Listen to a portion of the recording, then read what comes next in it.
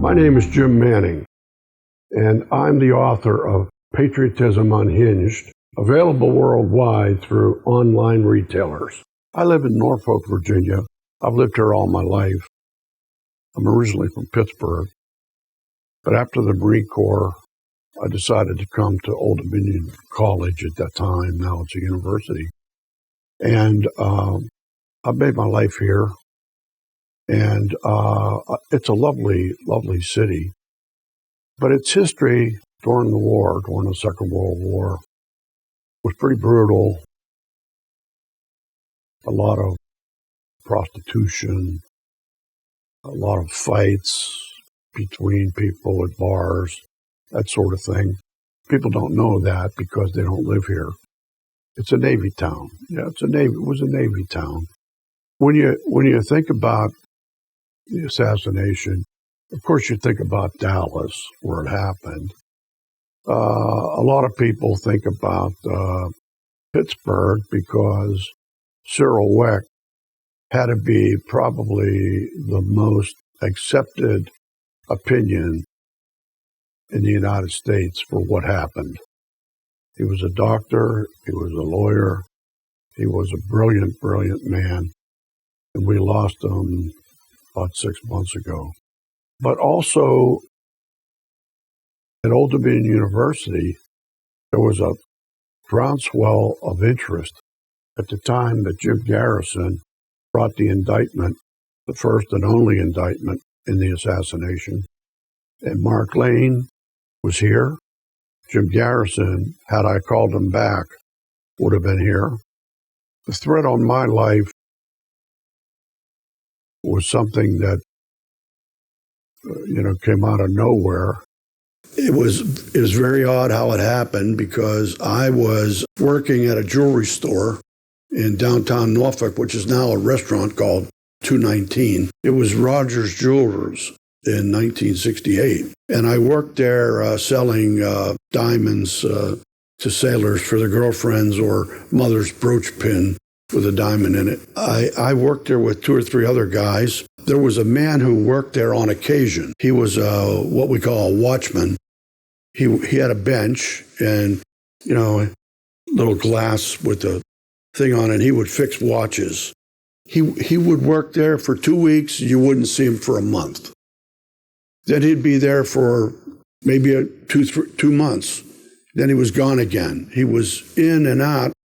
I guess I worked there at the same time he did for about a year.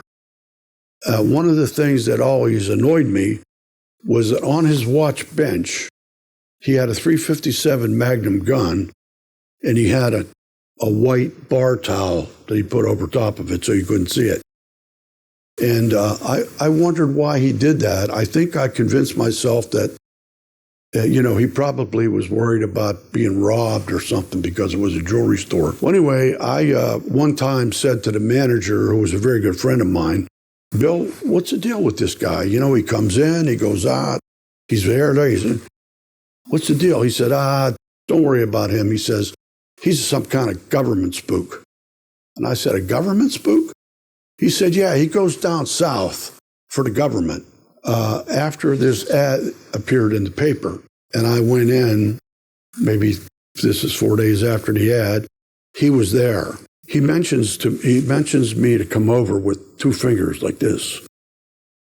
And I'm looking around because, not only didn't he talk to me in that year that he was there, he didn't talk to anybody except the manager, and very little did he talk to him. I started walking over toward him, and he got down off the bench, and he came up to me. He was, at that time, I was 5'10", so he was about the same height as I was. And but he was big through the shoulders. He was really big. He looks at me and he says, "If you know what's good for you, you'll leave that Kennedy thing alone. Do you understand me?" The thought I had at that moment was, don't show no fear. So I just kind of stared back at him, and then I just walked away. But I started thinking, who is this guy? Why would he be interested in that? After he had threatened me, and before I was supposed to call Jim Garrison back I had a friend who was an attorney, rather good one. I thought maybe I should ask him what he thought. And so we met, and he was interested in it more than I thought he would be. But he said to me that had Oswald not been murdered in 3 days and had lived, there would have been a trial eventually, and I would have been a material witness in the defense. And that might make me a target back at that time. And so I laid low for a long time, but I never gave up researching, investigating, and reading. The threat came out of nowhere. I tried desperately to find the guy, and he had disappeared. I couldn't find him in looking at census. I couldn't find him on Ancestry, and maybe I wasn't looking in the right place. I don't know, but I had a really rough time finding him, and I didn't actually find him, but a friend of mine found him for me, and then I spent quite a bit of time going to his relatives and talking to them who still live in Norfolk. And he had moved to Schenectady, New York. Eventually, I think his daughter said he died in 1984, maybe. There was a large group of people in the area with the name Sansone. Some of them were now so young that they didn't remember him. But I did find a couple of old ones. They were forthcoming with information for me. And that's how I heard about New York. And then I was able to run them down in New York in the Schenectady area. And eventually I called on the phone to people with that name, and somebody told me that his daughter, which she had another name, or married name, they had her phone number. And so I called her. She actually sent me 6 pictures of her father, starting with a picture of him in uniform during World War II. But one picture put him right in my sight, because that's what he looked like at the time he threatened me.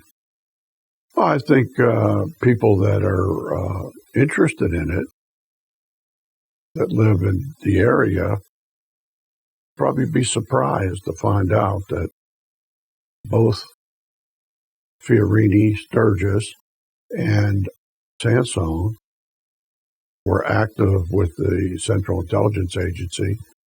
I think probably Sturgis was actually an agent, and I think Sansone was a contract agent, where he worked sometimes and not all the time. But I believe that he was involved in the training of people in Lake Pontchartrain, Louisiana. I believe he was a pilot that flew missions for the CIA down there in Cuban area.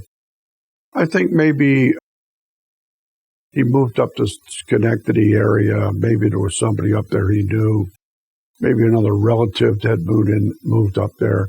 But anyway, it gave him a chance to put some real distance between Norfolk and the questionable history that he had here.